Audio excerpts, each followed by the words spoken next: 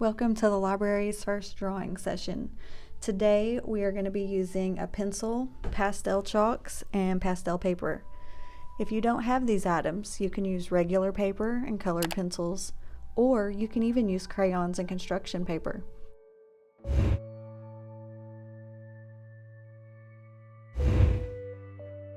We will start by drawing an outline with our pencil.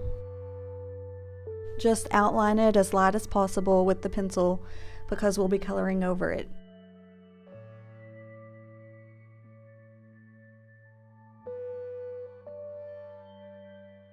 Next, we will start coloring the flower petals white. It's okay to be messy and go outside the lines. It will help cover up the pencil outline.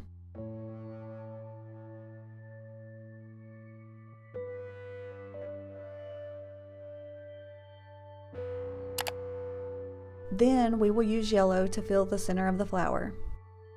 Next, we will use a darker yellow to place dots in the center of the flower to give the picture some depth. Go over some of the lines on the flower petal lightly with this darker yellow as well. Now, we will use a brown to make more dots in the center of the flower and to trace some of the lines on the flower petals. Trace the stem green. Use a dark blue to trace your outline of the vase. Be sure to follow the shape of the vase with your lines, and bow your lines where you think the vase would bow and catch light. Go over the areas where you think the vase would catch light with a lighter color of blue, and continue to color in following the shape of the vase.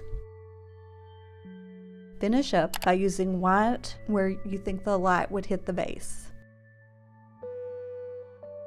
Now we're done. Thanks for joining me today.